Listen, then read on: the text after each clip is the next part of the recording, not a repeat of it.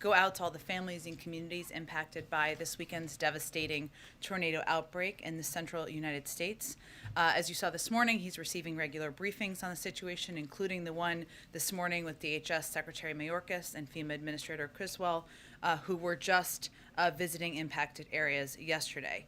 Also, as we just announced, the president will travel to Fort Campbell, Kentucky for a storm briefing, and to Mayfield and Dawson Springs, Kentucky to survey storm damage on Wednesday.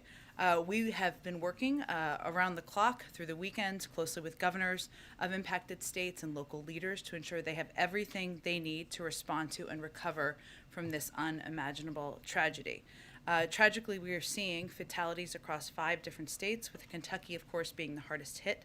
On Saturday, as many of you saw, the president immediately approved Kentucky Governor Andy Beshear's request for an emergency disaster declaration for the state, making federal assistance available to support state and local response efforts to save lives and protect property. And yesterday, the president immediately approved a major disaster declaration for Kentucky, making federal funding available for temporary housing and home repairs to help individuals and business owners recover. And I think many of you may have seen our FEMA administrators speak directly to people having places to live and be and stay as being one of the issues we are working through. Disaster survivors can apply at www.disasterassistance.gov or call 1-800-621-FEMA to get help. The President's action also makes federal funding available to the state and eligible local governments and nonprofit organizations for emergency work.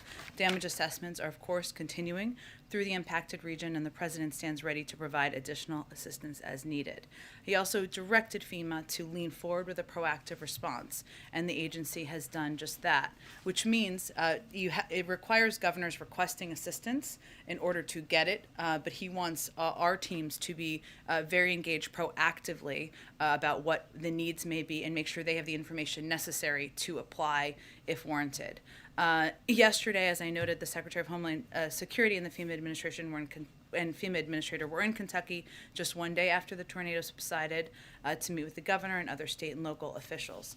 FEMA has also rapidly deployed urban search and rescue teams, incident management assistant teams, and mobile communication operations vehicles to assist response and coordination efforts, and has sent dozens of generators, 30,000 meals, 90,000 bottles of water, 4,500 blankets, 2,100 cots, and other critical commodities to Kentucky to help families in need.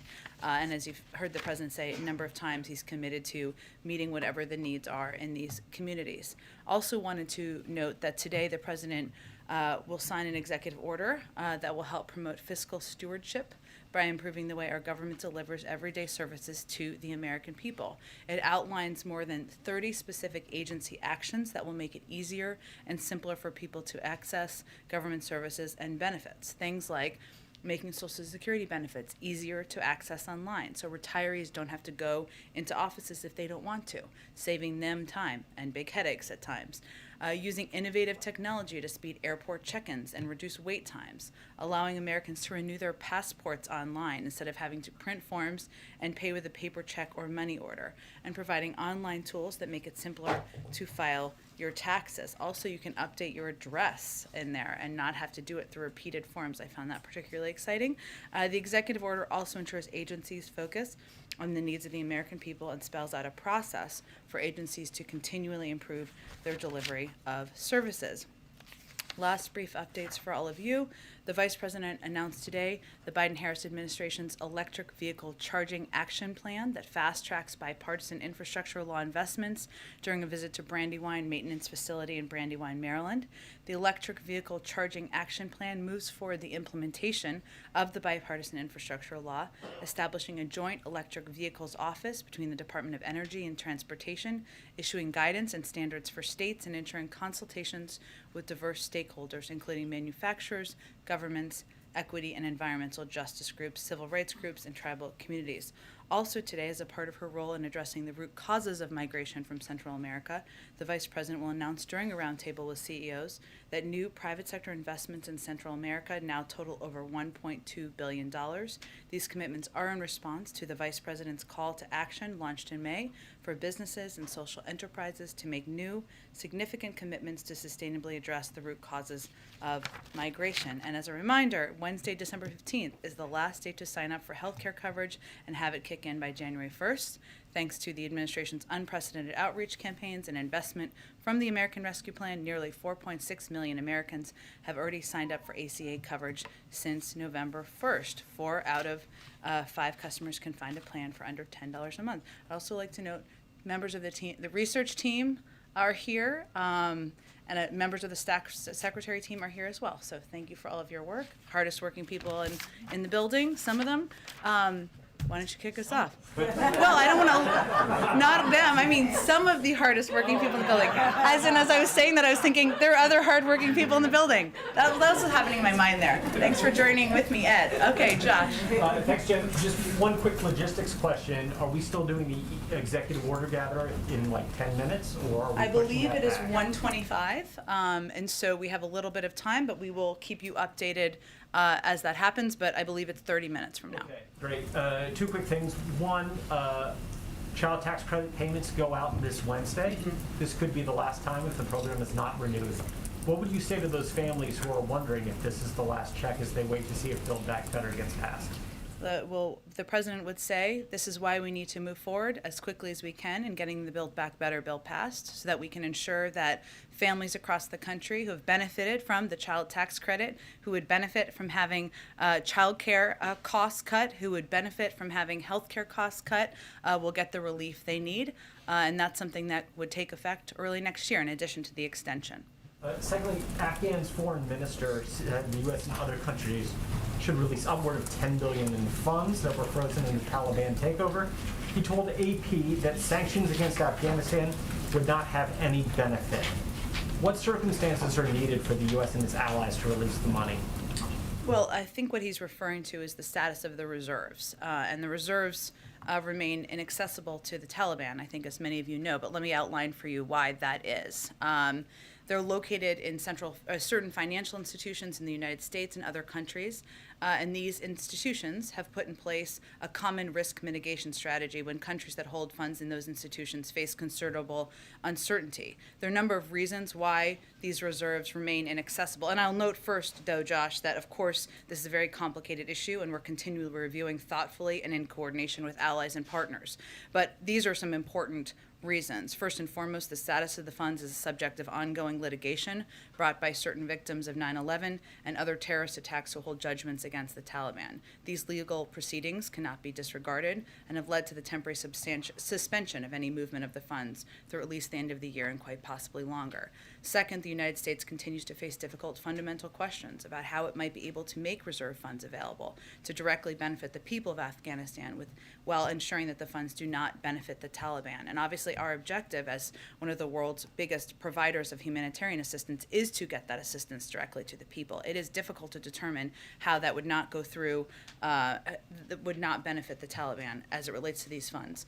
Third, the Taliban remains sanctioned by the United States as a specially designated global terrorist group, and a number of its officials are subject to the UNSCR's 1988 sanctions regime. This raises immediate red flags for many state central banks and the financial community more generally when considering any transactions. Again, we're continuing to review.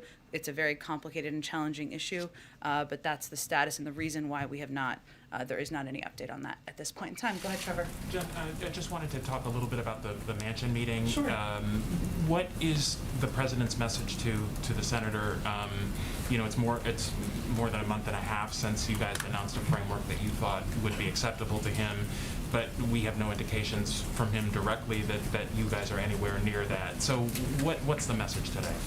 The president is going to speak, looks forward to speaking directly with Senator Manchin about and making the case for why the president feels this legislation should move forward. He feels that they've always operated, their conversations have always operated in good faith.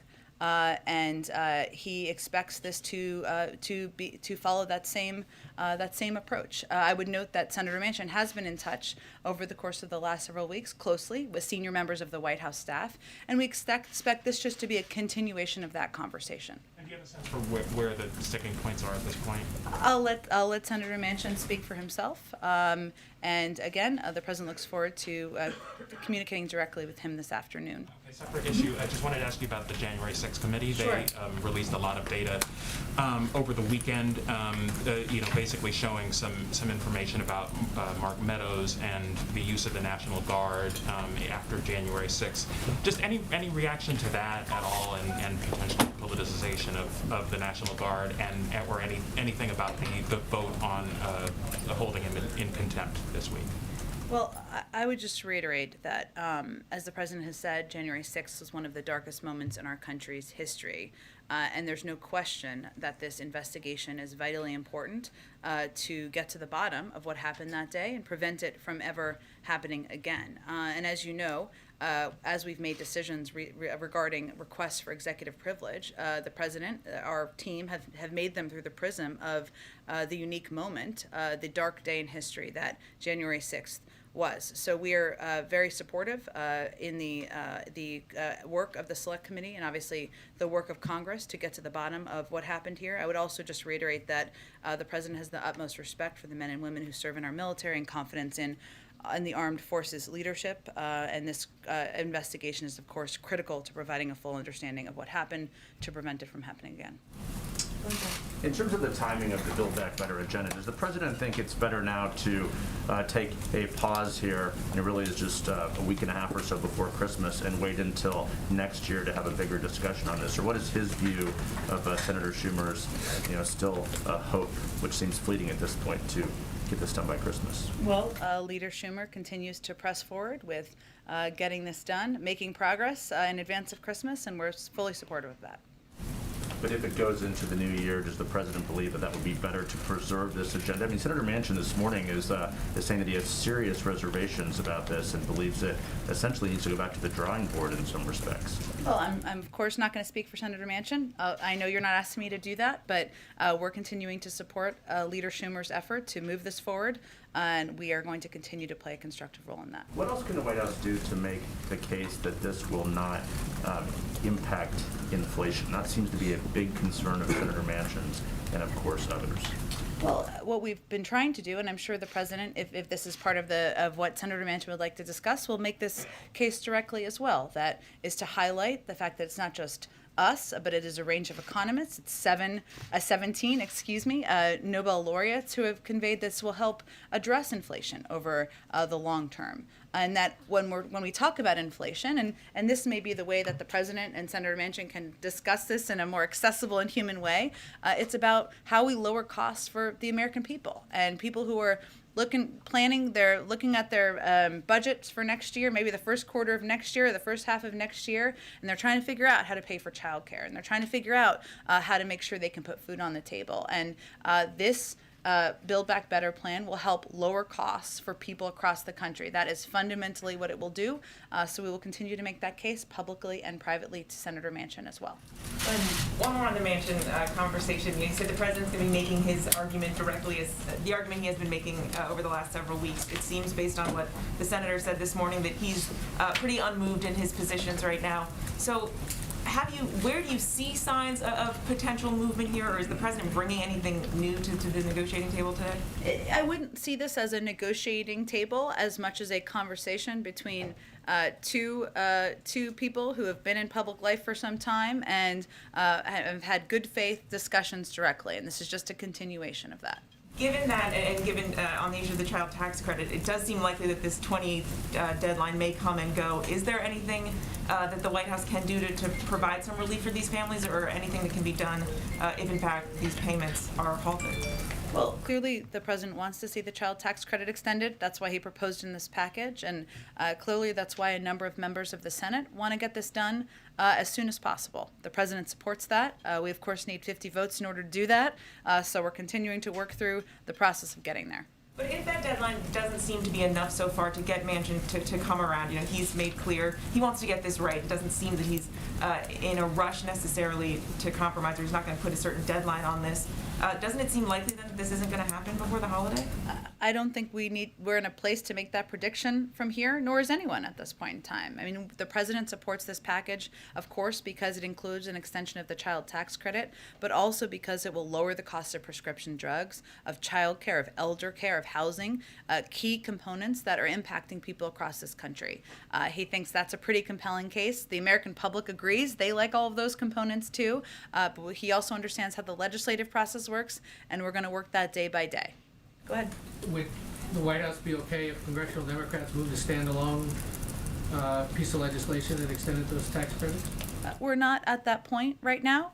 Right now, we're continuing to press to get Build Back Better through the Senate. Leader Schumer has advocated for that, and that's what we're working on at this moment. Over the weekend, when he first spoke about the storms, he was also asked about Ukraine and Russia. Is there an active plan to deploy American forces to Eastern Bloc NATO countries if Russia forays into Ukraine? He suggested that there was something like that in the works, and we're just seeking some clarification. Yeah, well, I appreciate you seeking clarification. I think as our national security advisor has touched on, and I don't think we've tried to hold back from, there are a number of NATO partner countries, of course, in Eastern Europe, Eastern flank countries, as you just referred to them. And what happened, if you look back post-2014, is a lot of these NATO partner countries were looking for reassurance. We're looking to plus up the presence there. We're looking for additional rotational deployments, and certainly that is on the table should Russia decide to invade Ukraine. I won't ask again about Build Back Better, but I did have You one. ask, go ahead. Well, okay, then there's Try again. Well, there's another aspect of this Sure. where whether or not Democrats can include a work permit program for undocumented immigrants in the plan. Still waiting on the parliamentarian to Yeah. make a decision, but there are members of the Democratic Party saying ignore that and include some kind of pathway to citizenship in this legislation. Would the president support that? Well, I think what we're in the process we're in now, which you're very familiar with and others are, is we're waiting. The parliamentarian is doing her work in reviewing a number of the components that are currently in the package. We have to wait for that to complete itself. It's going to take a little bit more time, but that you can't put a bill on the floor before that process is complete. There was another round of stories over the weekend about the political fate of the president and the vice president and who might run in 2024. And it quotes a lot of other Democrats or people who work for them. Mm-hmm. What is the White House's message to those Democrats?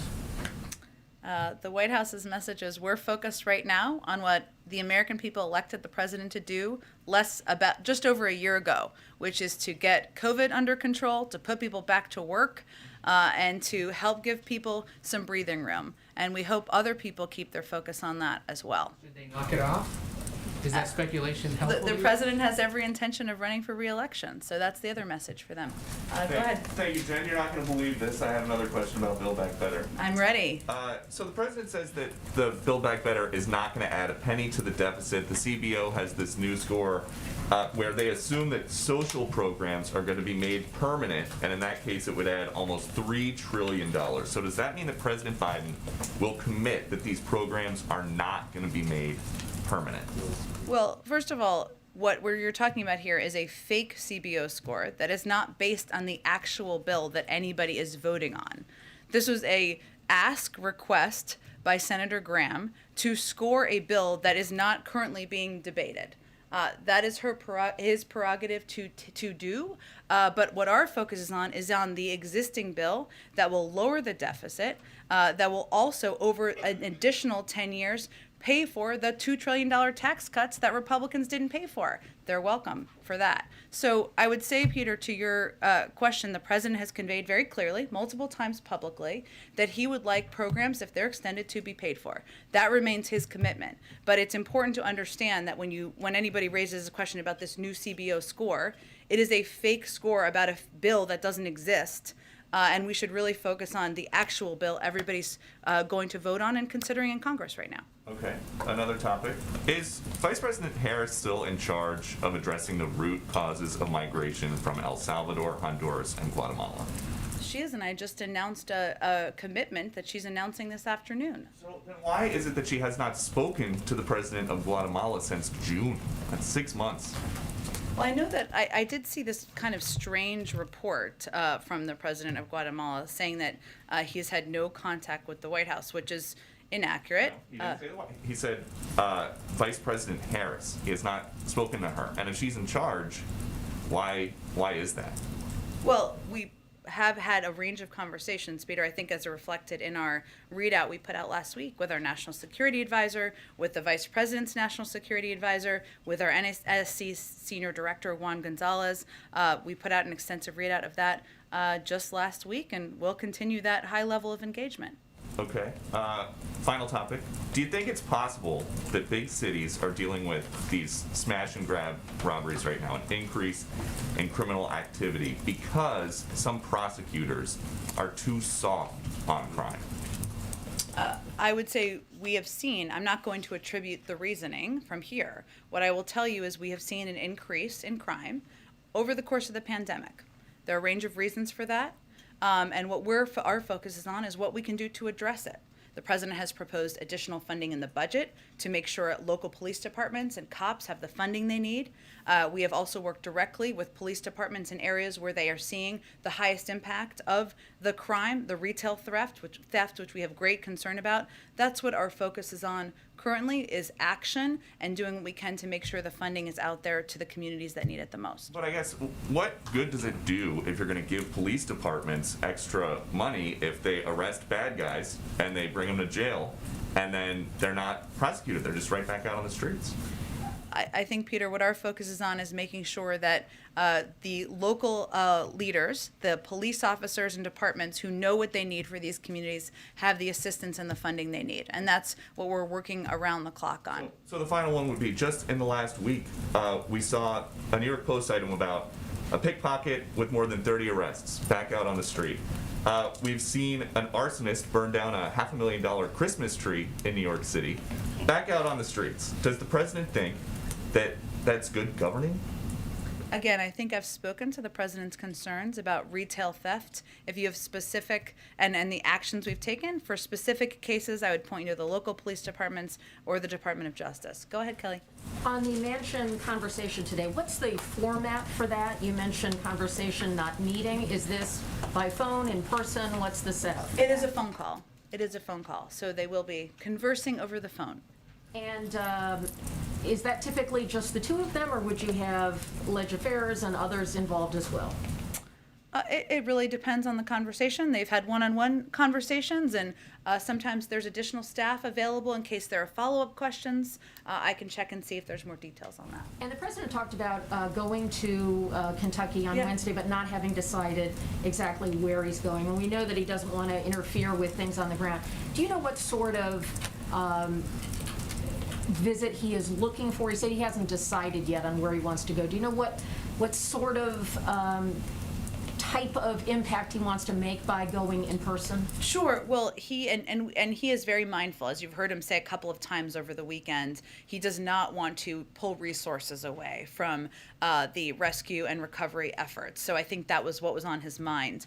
We did finalize the travel and announce it was to Fort Campbell, Kentucky, for a storm briefing, and to Mayfield and Dawson Springs, Kentucky, to survey storm damage. And I would expect while he's there, he will receive an update from local authorities on what their needs are, see local elected officials and discuss in person with them and make sure they're getting what they need from the federal government. And I think as you've seen him do, Kelly, and I can't remember if you were on the trip, I think you were, when he went to the Northeast, he also wants to hear directly from people. And he wants to offer his support directly to them, people who have gone through over the last couple of days really incredible challenges, losing their home, losing loved ones, losing parts of their community that they've grown up with. And I think he wants to offer his support directly to them as well. So I would expect it's a combination of those pieces. Do you expect it to extend to Illinois at some point, or other states that have been hit by this, or is that to be determined? It certainly he remains open to that. It's to be determined, and I think this trip is being done given the vast impact of the storm damage in parts of Kentucky. Jen, the president has suggested he may have more to say on the filibuster. Does he have a view on this so-called carve-out to the filibuster rule as it pertains to voting rights? And do you think this may come up in his conversation with Senator Manchin? I know that they will be talking about a range of things, of legislative components, and of course, Build Back Better is front and center to that. And certainly, voting rights is a priority to the president, and I know it's something that Senator Manchin is committed to. I don't have anything to update you on in terms of the legislative process and the president's view on that at this And point. I know this is Brian Deese's favorite subject, but do you expect any announcement this week on the Fed nominees? I don't have a day for you, but certainly that is something that we're looking to get done soon, and hopefully before the president and everyone leaves for time with their families over the holidays. Go ahead. Thank you. I wanted to know, I know you got asked about this earlier, but do you have any information on like next steps when it comes to Russia, diplomatic steps when it comes Sure. to Russia and NATO? Are there any plans for more talks, more meetings of that nature? Sure. Well, let me give you, because there's a lot of different moving parts at the same time right now. So this weekend, Secretary Blinken was at the G7 foreign ministers meeting in Liverpool to discuss our cooperation on a comprehensive response to Russia's military buildup. There was a joint statement released calling on Russia to de-escalate, pursue diplomatic channels, abide by its international commitments on transparency of military activities, as President Biden did in his call with President Putin. And the foreign ministers, as they were meeting, and in this statement also warned that any use of force to change borders is strictly prohibited under international law, and that Russia should expect that further military aggression against Ukraine would have massive consequences. So that was kind of reiterating what the president conveyed to President Putin and what he conveyed in his calls and engagements with the B9 leaders last week through our Secretary of State. Also from the State Department, Assistant Secretary for the Bureau of European and Eurasian Affairs, Dr. Karen Donfried, is in Kyiv today and will visit Moscow tomorrow to meet with senior government officials to discuss Russia's military buildup and to reinforce the United States' commitment to Ukraine's sovereignty. She will emphasize that we can make diplomatic progress on ending the conflict in the Donbass through implementation of the Minsk agreements in support of the Normandy format. Following that trip, she's going to travel to Brussels to consult with NATO allies and EU partners, which has been kind of how we have approached this to date. Additionally, our national security team is continuing to have extensive conversations with our European allies and partners throughout the day, and that will continue as well. So day by day, what we are working to do here is keep the lines of diplomatic engagement open, have those conversations with Europeans, but also directly with the Ukrainians and the Russians, and continue to look and pursue a diplomatic path forward. And just when it comes to booster shots, obviously cases are rising. There are big concerns about Omicron. There's a push in the UK to get all of their citizens, get them with the booster shots. Yeah. It has been very slow in the US for eligible people to get booster shots. Is there any plan for a bigger push from the White House, from the federal government, to get people to get their booster shots? That is absolutely what we're focused on. And we've seen an uptick recently. It's not, as you said, nearly where it needs to be in terms of everybody eligible getting a booster shot. And we know that that can be protective against Delta, which is still the predominant variant here, but also we're seeing increased protection against Omicron even as we learn more. We have seen, if you look at seniors, we've seen that about 60% of eligible who are in nursing home facilities have received a booster. Actually, it's higher than that. 91% of nursing home facilities have completed their booster clinics. That's a good sign, right, for older, more vulnerable populations. And we've also seen a number of states execute very strong programs that can be good models. West Virginia, Maryland, Ohio, and North Carolina are also nearly complete with their booster rollout. But we are continuing to press publicly, privately, with governors, as you've seen us talk a lot about this nationally, because we know that more people who get boosted, more are protected. Go ahead. Thanks, Jen. The president has had to address a series of natural disasters, other severe weather occurrences this year, from wildfires to hurricanes and now these tornadoes. And each time we've heard him talk about how, and I think he said this on Saturday, these shouldn't be partisan moments. We're not, Republicans and Democrats, but we've also heard him on many of these occasions talk about the demonstrated effect of climate change. Mm-hmm. So 2 questions. One, what, if anything, can we expect to hear from the president when he goes to Kentucky on Wednesday specifically about climate change? And can you talk about how he balances those 2 imperatives of trying to strike this unifying note, but talking about an issue that, frankly, is that has caused a partisan divide? You're right. I'm not going to get ahead of what he's going to say in Kentucky. And as I noted in response to Kelly's question, I mean, that visit is really about him receiving an update of the work that's happening on the ground, hearing directly from leaders on what they need more from the federal government, if anything. And he's going to be very responsive to that and really trying to be a source of comfort to people who have gone through a devastating couple of days in their communities. So it's not an opportunity. He's not going to give a major speech while he's there. I will note, and he's been asked this a couple of times over the last few days, and when we were in the when he was in the Northeast several months ago, what has been striking to him and to all of us is just the sheer impact of the climate changes in the climate and the crisis that is the climate currently on communities across the country, on the cost to communities, on these major weather events that have impacted such a growing percentage of. Okay. We're getting a little groovy in here. I like it. Okay. It's kind of exactly what we needed right now. It's all good. Yeah. I was enjoying it thoroughly. We should turn it back on in a few minutes.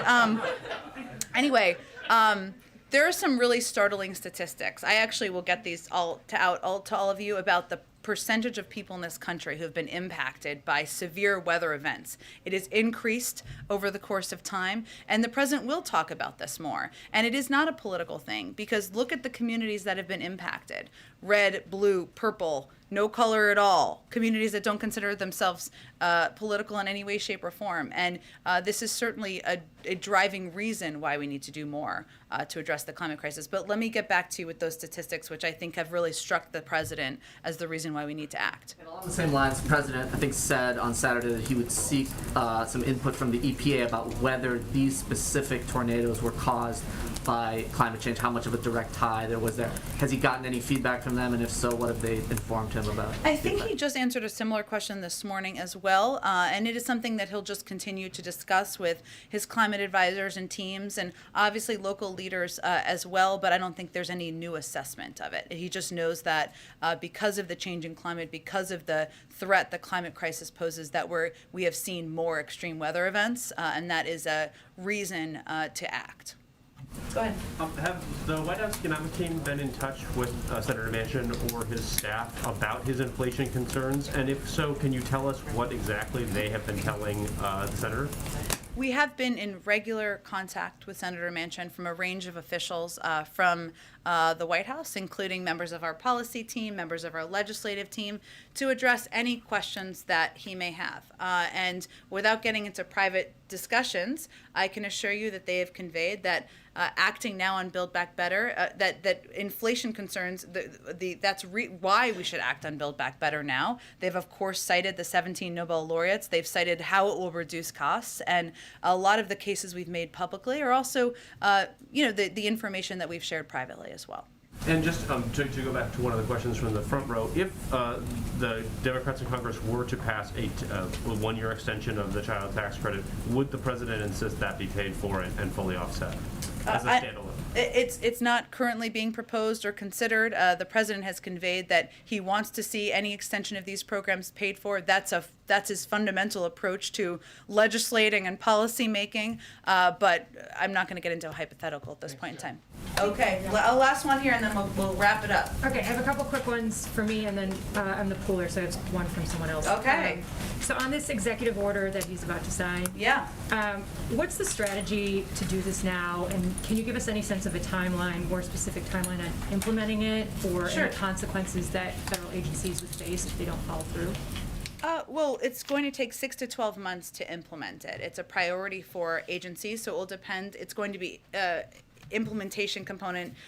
There'll be a little different, right, depending, and agencies will have a more direct and specific assessment about how long it will take, but some of this is getting programs or online systems up and running so that they can be implemented.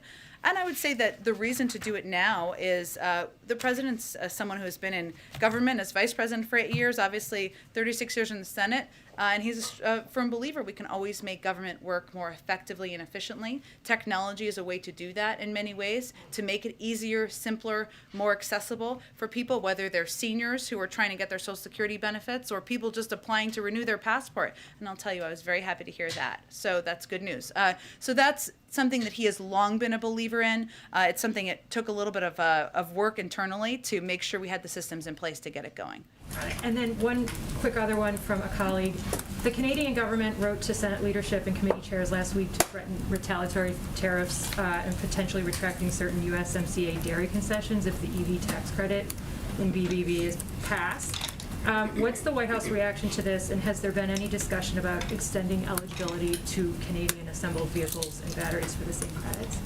I know we talked about this a little bit when the Prime Minister Trudeau was here just a couple of weeks ago. The President advocated for these tax credits because he wants to make it more affordable for the American people to purchase electric vehicles, and because he feels it's an area of a huge opportunity, an industry of huge opportunity for American automakers. We have a good working relationship with the Canadians. They had a good conversation about it, but I don't have any additional policy I would expect or changes to that. Sorry this was short today. Thank you, everybody. No,